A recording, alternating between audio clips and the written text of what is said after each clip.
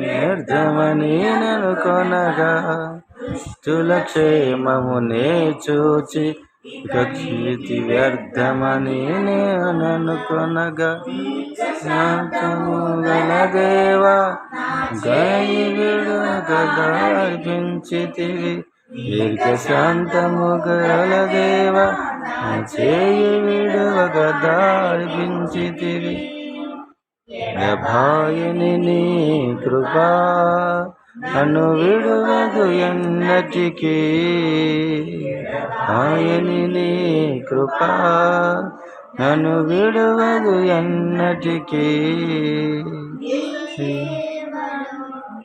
సేవలు ఎదురైనా ఆశలతో నన్ను చూచుకొని నిరాశ చిందితిని ఈ సేవలు ఎదురైనా ఎన్నో ఆశలతో నిలమును చూచుకొని నిరాశ చిందితిని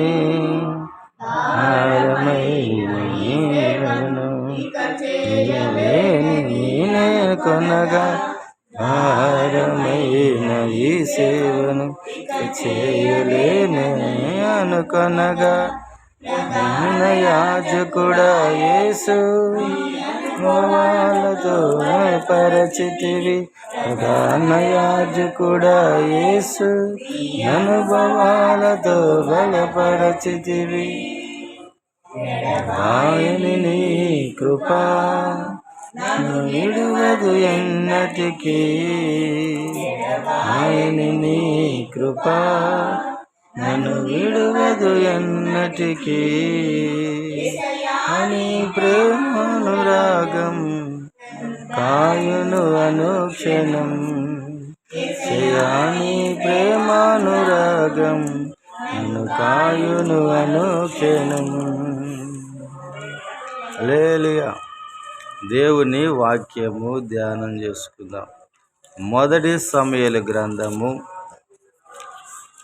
1వ అధ్యాయము చదువుకుందాం. మొదటి సమూయేలు గ్రంథం 1వ అధ్యాయంలో ఎల్కన అనబడిన ఒక భక్తిపరుడు మనకి కనబడతాడు. ఎవరు? ఎల్కన. అతనికి వివాహము జరిగినది. వివాహము జరిగిన తర్వాత అతని భార్య పేరేంటి? అన్న. అన్న. ఈ అన్నకి వివాహం జరిగినప్పటికి కూడా పిల్లలు కలగలేదు. 10 సంవత్సరాలైనా లేదా కొన్ని సంవత్సరాలు గడిచినప్పటికీ పిల్లలు కలగల. అప్పుడు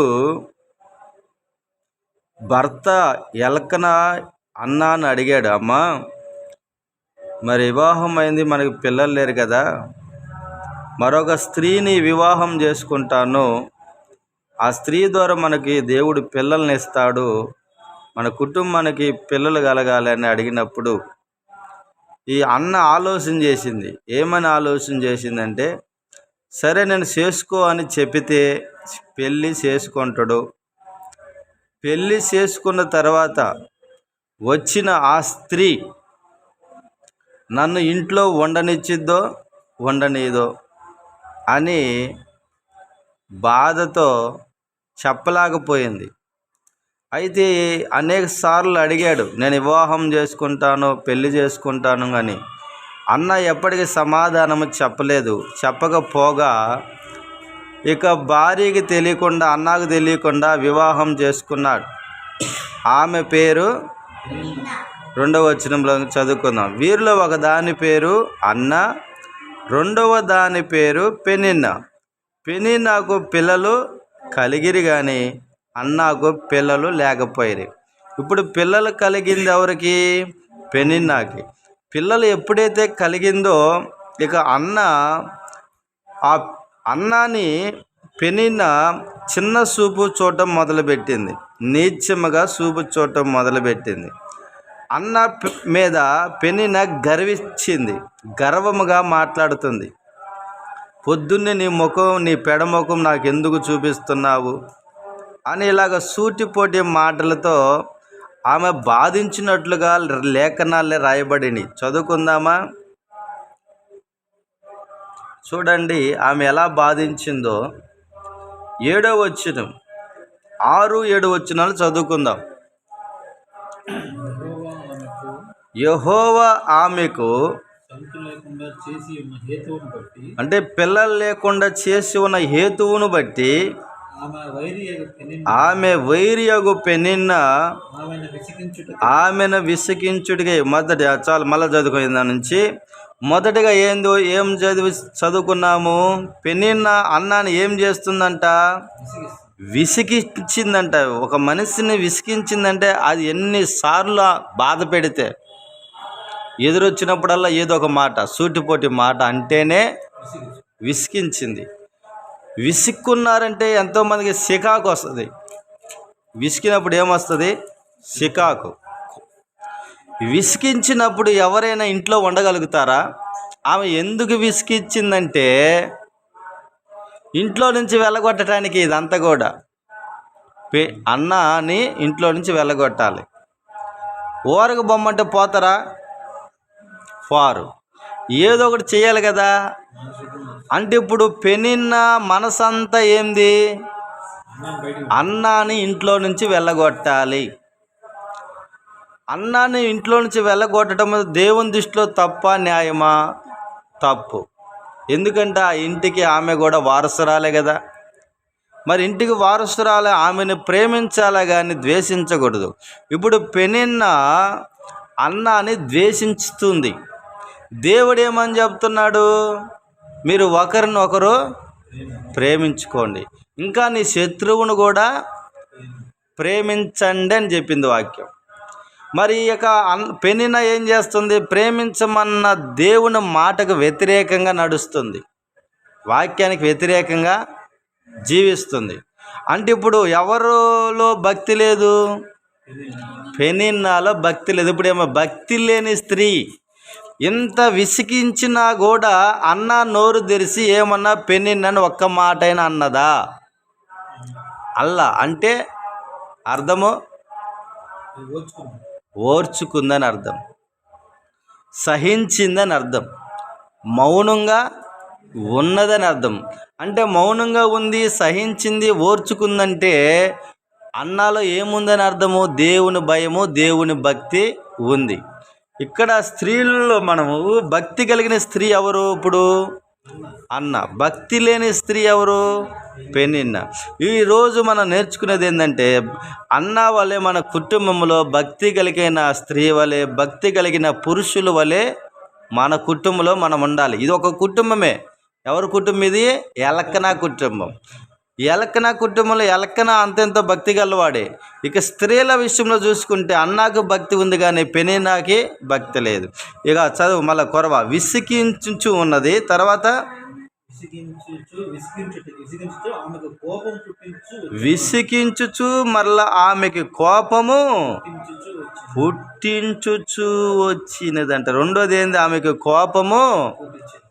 మొదటిది విసిగించింది, రెండోది కోపం పుట్టించింది. కోపం వచ్చినప్పుడు ఎవరేం చేస్తారు? ఇంకా తిట్టుకోవాలా, కొట్టుకోవాలా, జుట్లు పట్టుకొని లాక్కోవాలా, సొక్కాలు చింపుకోవాలా, టీవీలు బగలగొట్టుకోవాలా, కొండలు ఉంటే కొండలు, అప్పట్లో కొండలు ఎక్కువ ఉంటాయి, బిందెలు ఉండవు, కొండలు బగలగొట్టుకోవాలా, ఇసిరి కొట్టుకొని ఇల్లంతా సామాను కూడా పగిలిపోవాలా, గందరగోళమయ్యేలా ఇంటి చుట్టూరు జనం కమ్ముకోవాలా. కానీ ఆమె కోపము పుట్టించినా కూడా అన్న ఆమె మీద తిరిగి కోపడలేదంట. చూడండి ఎంత దీనురాలో అన్న. కోపం పుట్టించినప్పటికీ తిరిగి మరలా ఆమె మీద కోపానికి బదులుగా కోపపడి ఏమాత్రం ఆమెను అరవటానికి కానీ తిట్టడానికి కానీ నోరు తెరవలేదు. అంటే ఇప్పుడు అన్నలో మనకు అనిపిస్తుంది ఏంటంటే ఆమె మరలా ఎంత కోపం పుట్టించినప్పటికీ ఏమలో ఉన్న కోపాన్ని అణుసుకున్నదని అర్థం. సామెతల గ్రంథంలో ఉంటుంది, 28 అధ్యాయం 9 వచనం చదవండి. ఈమె కోపాన్ని ఏం చేసుకుంది? మరి కోపం పుట్టించిందంట. పెనిన్న అన్నాకి ఏం పుట్టించింది? కోపం పుట్టించింది. కోపము పుట్టించిన కోపల్లా అంటే ఆమె కోపం ఏమైపోయింది ఇప్పుడు? అది చదువుకుందాం. సామెతలు 28:9. ధర్మశాస్త్రం వినబడకుండా 28:9. ధర్మశాస్త్రం వినబడకుండా లేకపోతే 29:8. అపహాస్యములు పట్టణము చల్లడిల్ల చేయుదురు. జ్ఞానుల కోపము జ్ఞానము గలవారు కోపము చల్లార్చుదురు, కోపాన్ని చల్లార్చుదురు. ఇప్పుడు అన్న కోపాన్ని చల్లార్చుకున్నది అంటే ఎవరేమా? జ్ఞానవంతురాలు. ఇప్పుడు అన్నాలో ఏముంది? జ్ఞానం ఉంది. అందుకే తనకు ఆ పెనిన కోపం పుట్టించిన కోపాన్ని అణచుకుందంట. వాక్యం చదువుకున్నాముగా, జ్ఞానవంతురాలు తనకు జ్ఞానము గలవారు కోపాన్ని అణచుకుందరు. ఇంకా 11లో చదువు ఇంకో అదే మాట ఉంటుంది.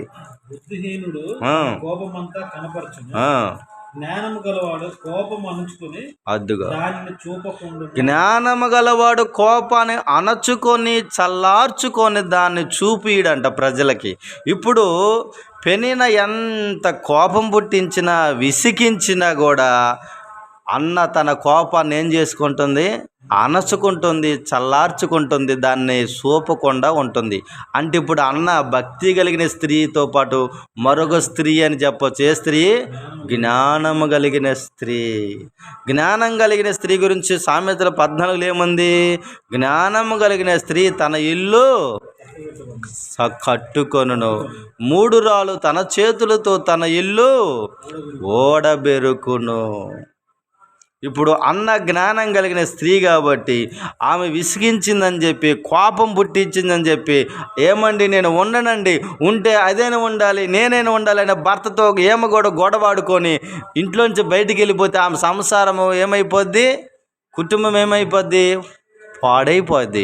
అందుకే ఆమె జ్ఞానం కలిగిన స్త్రీ కాబట్టి ఎంత విసిగించినా, ఎంత కోపించినా, కోపం పుట్టించినా తన కోపాన్ని అణచుకుంటూ చల్లార్చుకుంటూ ఆమె దిగమింగుతూ ఇంట్లో సంసారం చేసింది. కాబట్టి దేవుడు ఆమె ఒక రోజున అయితే ఆమె విసిగిస్తూ కోపం పుట్టించడం వల్ల ఏం కలిగిందంటే అన్నకి బాధ కలిగింది. ఎవరికైనా బాధ కలిగేది కదా, బాధ కలిగింది. ఆ బాధతో దుఃఖంతో ఏం చేసింది తెలుసా? దేవుని మందిరానికి వెళ్ళి ప్రార్థన చేసింది. మరి దుఃఖంలో ఉన్నప్పుడు మనం కూడా ఏం చేయాలి? ప్రార్థన చేయాలి. బాధలో ఉన్నప్పుడు మనం ఏం చేయాలి? ప్రార్థన చేయాలి. ఇప్పుడు అన్న బాధలో ఉన్నప్పుడు, దుఃఖంలో ఉన్నప్పుడు దేవుని మందిరానికి వెళ్ళి ప్రార్థన చేసింది. ప్రార్థన చేస్తే దేవుడు ఏమన్నాడు? అవునుగాక అన్నాడు. అప్పుడు ఆమె గర్భఫలం దేవుడు దీవించగా ఆమె గర్భవతి అయింది, ఒక కుమారుని కనింది. ఆ కుమారుడికి సమయంలోనూ పేరు పెట్టడం జరిగింది. ఇప్పుడు ఆమె బాధను, ఆమె దుఃఖాన్ని దేవుడు ఏం చేశాడు? సంతోషముగా మార్చాడు. అదే సమయల గ్రంథము 2వ అధ్యాయము చదవండి 1వ వచనంలో ఆమె సాక్ష్యం ఇస్తుంది, దేవుడు నన్ను సంతోష పెట్టాడని. మరియు అన్న విజ్ఞాపన చేసి ఇలాగ నేను నా హృదయము యెహోవా యందు సంతోషించుచున్నది. నా హృదయము అయితే ఒకప్పుడు ఆమె హృదయం ఎలా ఉంది? సమయంలో పుట్టకముందు ఎలా ఉంది? గర్భఫలం రాకముందు ఇంట్లో పెనీనా ద్వారా ఎలా ఉంది? పెనీనా జీవితంలో ఆమె బాధే పుట్టించింది కానీ సంతోషాన్ని పుట్టించలా. పెనిన్న అన్న హృదయాన్ని బాధ పెట్టింది, పెనిన్న అన్న హృదయాన్ని దుఃఖ పెట్టింది. కానీ యేసయ్య మాత్రము ఆమె హృదయాన్ని సంతోషపరిచాడు. మన హృదయాన్ని ఎవరు సంతోషపరచాలి? ఇప్పుడు దేవుడే, యేసయ్య మన హృదయాన్ని సంతోషపరచాలి. అందుకే బాధలో ఉన్నప్పుడు యేసయ్యకు ప్రార్థన చేయమనేది. ఎందుకంటే నీ హృదయాన్ని దేవుడు సంతోషపరుతాడు. ఇప్పుడు ఈ యొక్క పెనిన మాత్రము ఏం చేసింది? అన్న హృదయాన్ని బాగా బాధ పెట్టింది, దుఃఖ పెట్టింది. అయితే యేసయ్య యెహోవా దేవుడైతే ఆమె హృదయాన్ని సంతోషపరిచాడంట. దేవుడికి మహిమ కలుగును గాక. అలాగే అయితే ఇప్పుడు సంతోషపరచడమే కాదు, ఇప్పుడు మరలా ఆమె కుటుంబం ఏమైంది? కట్టబడింది. ఇప్పుడు ఇంకా కోపడిద్దా? ఇప్పుడు పెనిన్న అరిసిద్దా? విసిగించిద్దా? కోపం పుట్టించిద్దా? సూటిపోటి మాటలతో నొప్పించిద్దా? ఏం చేయలేదు. ఎందుకు? కుమారుడు పుట్టాడు, ఇక నోరు తెరవలేదు. ఇప్పుడు మరలా ఆమె కుటుంబం ఏమైంది? కట్టబడింది. అందుకే జ్ఞానం కలిగిన స్త్రీ తన ఇల్లు కట్టుకొనును. భక్తి కలిగిన వారు కూడా ఇల్లు, ఆమె అన్నలో భక్తి ఉన్నది, జ్ఞానం ఉంది. అలా ఈరోజు మనము నేర్చుకునేది ఏంటంటే, అన్న వలె భక్తి కలిగి జ్ఞానం కలిగి మనం ఈ లోకంలో బ్రతికి మన జీవితాలను కూడా కట్టుకోవాలి. దేవుడి మాటలు దీవించునుగాక. ఆమెన్.